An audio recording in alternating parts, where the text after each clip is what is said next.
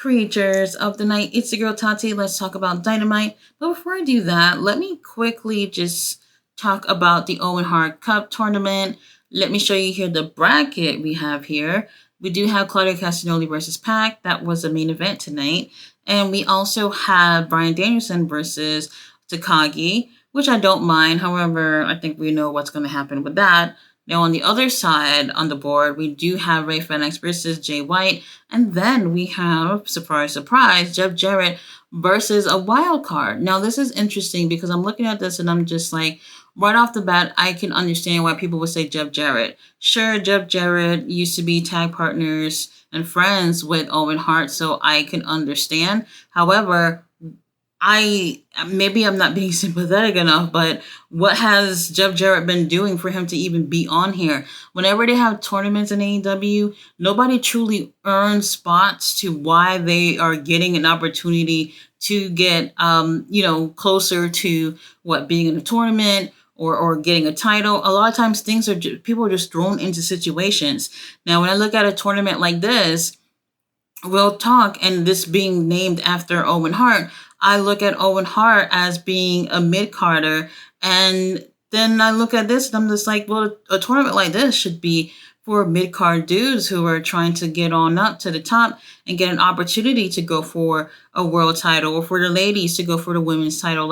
I feel like it should be that way, and unfortunately, that's not how it is. Now, this year, the brackets is much smaller than the first time that they did the Owen Hart Cup, so that leaves less opportunities for other wrestlers to also be involved here. And I'm looking at this and I'm like, Claudio Castagnoli, I see Brian Danielson once again. These guys are always in these tournaments. These guys have gotten so much success, and it's just like, oh my gosh, I wish we could use this to really put over other people, especially mid-card wrestlers, to give them an opportunity at something, even if they don't end up winning these titles. And once again, it just seems like a lot of the same people are always getting these opportunities, and it's so frustrating. And it takes me back to watching Who Killed WCW that I've been watching these past few weeks, and the mid-card wrestlers being so frustrated with these wrestlers who are always on top. Now, it's not as extreme as how it was in WCW, but I could totally understand a lot of wrestlers probably feeling frustrated, like they're not moving on up, they're not getting anywhere, while meanwhile, we have these tournaments where it's always the same people every motherfucking time. And really, Tony Khan, I mean, Jeff Jarrett, not a fan or whatever, but I just feel like this is just kind of waste of space. And yeah, I would take Claudio out. I would take Brian. I can understand why he's there. Something about it, I just wish this type of stuff was geared more towards, these wrestlers that don't get enough opportunities. And unfortunately, that's not the case. Now, let's talk about the show. We did have our opening match, MJF versus Roosh. My favorite match of the night. I think it's the best one for me. Very, very competitive between the two of them. And what I was afraid of was Roosh being buried here, and he absolutely wasn't. This was done very, very nicely, where I think we really got a great showing of Roosh, where he can come out from this and still be strong at the same time. So I'm really, really glad that they were able to come together and book this in a way where both of them looked really great. And for quite some time, it seems like, well, Max hasn't been in the ring for 6 months. So, he's looking a bit rusty. And we do have Roosh, who definitely has the upper hand here, who is whooping his ass. And I'm just like, oh my gosh, these guys are so great. And as lovely as MJF is and charismatic as he is, Roosh is the same way. And Roosh just has this thing about him where he's so cocky and he has a lot of personality. And you know what? You can probably fall in love with him too. I think he's really, really great. MJF ends up taking the win here. Man, there was this weird spot in this match where Roosh brings in the chair to the ring. MJF is already laid out outside the ring, and he brings it into the ring, and the referee goes to get the chair to take it outside the ring. Then here is Roosh, who goes under the ring and get the extension cord, and he's beating MJF with it for what seems like a minute and a half. So you mean to tell me that the ref did not see you beating up MJF with an extension cord because he was getting a chair out the ring. It took him that long to get a chair out the ring. Absolutely interesting. Now, like I said, MJF ends up winning this here. And if you look at that very moment where MJF wins, you can see Roos takes his hand and pats MJF in the head. And I was just like, oh my God, that is so cute. I think he still looked great. So honestly, I wouldn't say like he got buried or anything. Maybe something will continue with these guys again. I would love to see these two guys in the ring again. I don't know. We'll see. However, now MJF can't even celebrate his win because we have haters watching. And when I say haters, I'm talking about the Cage of Agony and Hechiseto. They are on the big screen. And Brian Cage, oh my God, he just looks amazing. Like, whatever he's doing, keep doing it. Bishop Khan, you already know the drill. This guy is freaking beautiful. Long story short, they pretty much volunteer Hechiseto to go against MJF at Forbidden Door. So when I was kind of complaining the other day about not having any CMLL wrestlers on the card, we just got one. And I think this is going to be a really great match. Way better than what we had last year with MJF versus Tanahashi. No shade, Tanahashi, but baby, you couldn't even fucking walk around that ring last year. So this is going to be better to see Hechiseto versus MJF. I'm looking forward to it. All right, so up next, we did have Mark Briscoe, Orange Cassidy, Dante Martin, and Kyle O'Reilly. They're going to be an 8-man tag later on.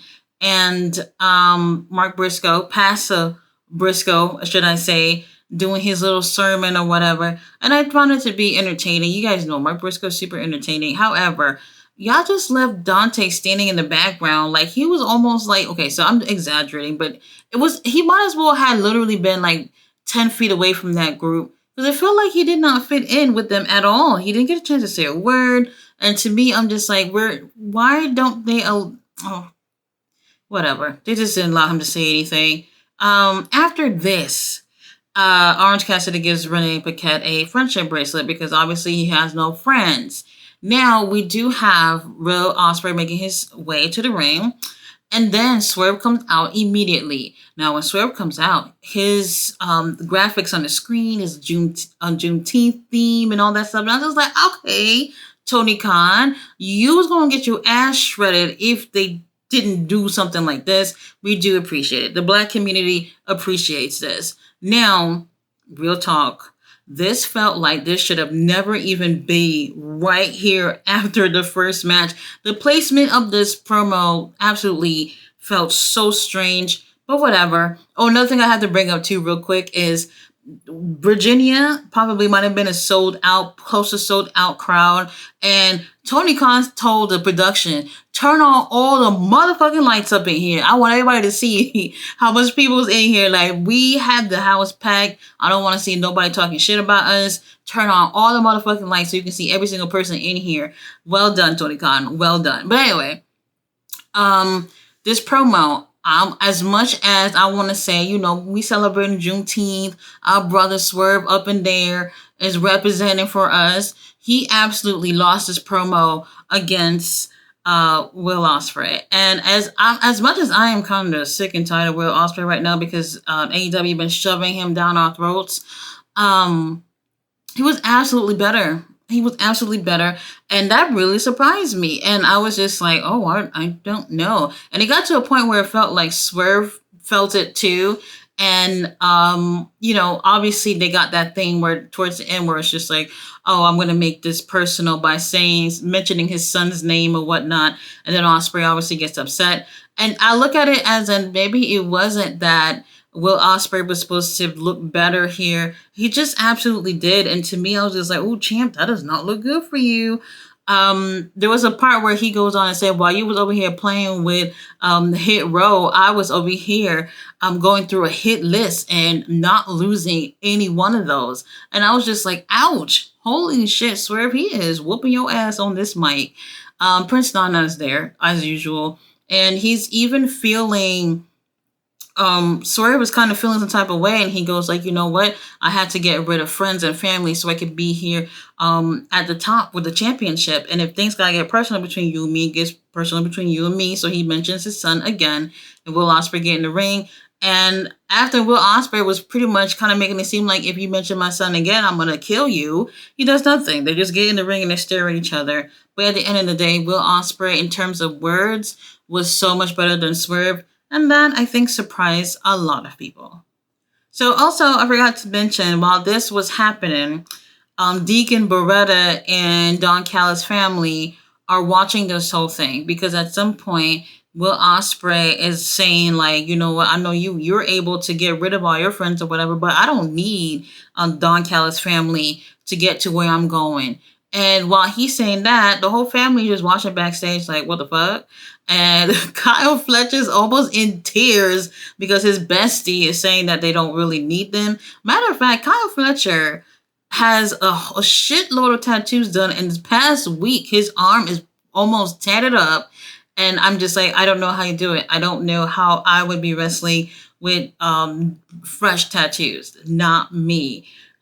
Speaking of Kyle Fletcher, we do have Kyle Fletcher with Roderick Strong, Takeshita, and my boy Zack Sabre Jr. versus Orange Cassidy, Mark Briscoe, Kyle O'Reilly, and Dante Martin. This was a really fun match. Their energy, everybody's energy on here, yeah, even Orange Cassidy, was really, really great. The crowd was very into this.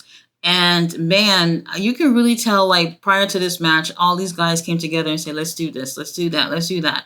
And the chemistry was great. I didn't see anything here that I didn't like. Now, at times, I think I would say safe to say it felt a little too choreographed, but it was very fun. And you can literally show this to anybody. And I think anybody who doesn't even like wrestling would actually have fun watching this. We have the Kingdom ringside. Obviously, they're trying to get their team to win or whatnot. But Orange Cassidy, of all people, ends up taking the win for his team on our boy Roderick Strong. And honestly, it's like, it kind of makes sense. But then again, Orange Cassidy, does he really need to get the win for his team?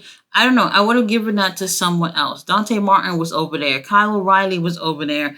Bart Briscoe was trying to redeem himself after him taking the L for the team last week. So, in my opinion, I didn't really care for Orange taking this. But after this, though, Dante was just like, oh, fuck it. I might as well just go and see who still got their cookout going. And as he walked into the back, he gets attacked. And I'm just like, what the fuck? Jack Perry just came out of the blue and attacked him.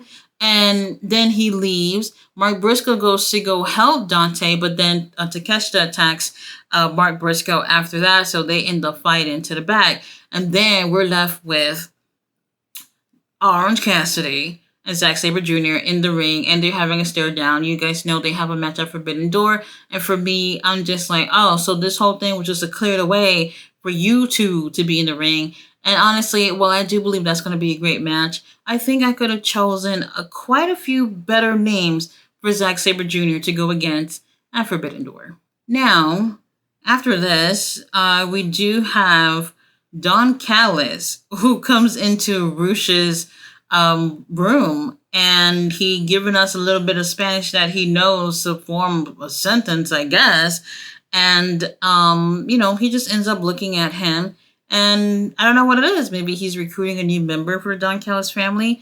And I'm just like, great, another person who looks like a loser to be in your group. Now, while I do believe he has really great people in his group, they keep losing a lot. And honestly, I don't know what's going to happen with this group.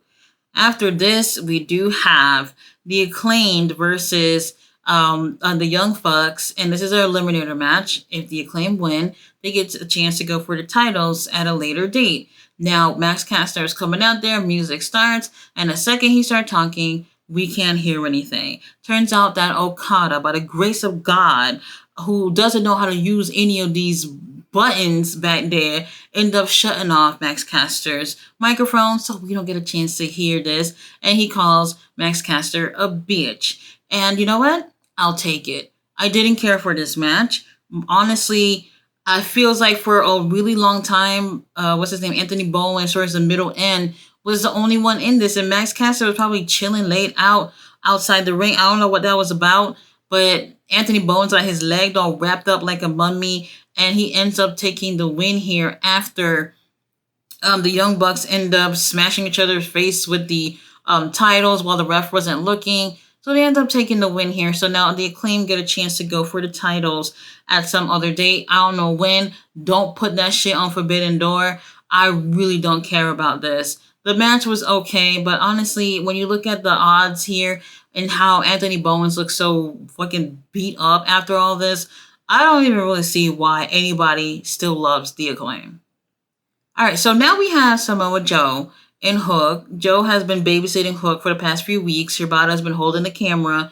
They actually go to the Premier Athletes dressing room, but these motherfuckers are gone. They already knew what was up, so they weren't there. But they do have a legal document from Smart Mark Sterling, who's basically saying, "Hey, we're not getting our ass whooped again. If y'all just want to fight, we got 3 guys. Y'all got 3 guys. Y'all know the drill. Come meet us on Collision." So that's what we're going to get. Trios match between these guys on Collision. I wish I was excited about it. Now, after this, we have the whole thing with contract signing with Mariah May, who is the ringleader of this whole thing. And then we have Mina and Tony Storm are signing the contract. Can I honestly say I was bored as fuck? It just seemed like nothing happened here. Nothing happened here. They're still kind of fighting over Mariah May, and they signed the contract. Not even the exchanges between these two girls are even interesting. I was just like, okay, no cat fight, no nothing. Like, I'm not sports entertained. But then, here comes the Outcast, which is Harley Cameron, Saraya. They come. Now, I'm not gonna lie. Before you actually seen Saraya, you just hear a British accent speaking. And for a quick second, I thought it was our girl Jamie Hayter. I really did. And I was about to start marking out, and then the cameras show Saraya, and then I'm just like, oh no, it's not her. So that all happens, and Anna Jay's with them for whatever reason. They get in there and they start fighting with the girls. And Saraya, I'm sorry, not Saraya. Mariah and Mina ends up making their way out of that whole fiasco while Tony Storm ends up going through a table. And it's literally looking like we're going to get Anna Jay, Saraya, and Harley versus Mina, Tony, and Mariah. And that match definitely is going to show exactly which side is Mariah May going to be on. And I just felt like, holy crap, you can see this coming from a mile away. But when was Anna Jay even in this group? It just seemed like last second they remember she's employed and pretty much add her into this. I really wish this whole thing was better, but honestly, it's absolutely skippable.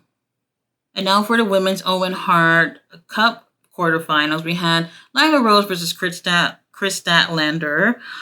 Very, very predictable. Obviously, Chris ends up winning. God, just the predictability is just so annoying. She went with a pile driver, by the way, which is new for her. Very new for her. After this, Stokely's talking shit about Willow Nightingale. What's new? And then we have Willow Nightingale on the screen, and it's just like, I'm bored. This is seeming to be going back and forth. And I don't know, nothing new has really come from this, so I'm over it. After this, we do have the Learning Tree backstage with Private Party. They will be having a match with them on Collision. I don't care. After this, we have Daniel Garcia versus Rhett Titus. And this is so funny because the way the show was moving, it almost seemed like they kept really trying to push that Daniel Garcia will be in action, but it's just like, bro, we don't have time for this. But they squeeze it in, squash match, and I'm just like, my boy Rhett Titus is better than y'all giving him squash matches all the time. Daniel Garcia wins, and honestly, nobody really cares. What is going on? Oh, but I forgot to mention this. I almost forgot this. Gates of Agony comes out, and they have Daddy Magic. They beat the fuck out of Daddy Magic, who's already in orange, looking like he about to go to jail with Justin Timberlake. And I'm just like, holy shit, they're beating the hell out of him. Then they end up obviously getting on to Daniel Garcia. And all this is happening, and then who is here playing Captain Saberhole? Our bruv, Will Ospreay. I am over it. I don't want to see it. Oh, no, no, no. MJF comes out as well too. I forgot about that. MJF come out, and then Will Ospreay come out, and this whole thing ends up as a whole stare down between MJF and Will Ospreay, and I'm just like, oh my god. Once again, y'all put mid carders in a situation, and then y'all throw in these bigger name dudes to take the spotlight once again, and I'm just like, yo, do y'all not realizing that you're doing this again and again? I didn't. Okay, I get it. I would love to see Will Ospreay versus MJF, but y'all keep taking these moments where it's just like, okay, the smaller dudes have a little something something, and then boom, y'all kind of just like these are not the focus. Focus on the bigger name dudes, and I'm just like, once again, over and over again, can we not do this, Tony Khan, please? All right, main event. We do have Claudio Castagnoli versus Pac, and guess who's on commentary? Our bro, Bryan Danielson. Bryan Danielson, oh my god, this guy is so perfect. He's so flawless. I love him. Very predictable here for me. I already knew Pac was going to take this. I knew from the jump. But it is what it is. I honestly feel like this was a good match. I did not prefer this over the opening match with Bruce and MJF, but it is what it was. I really did enjoy this.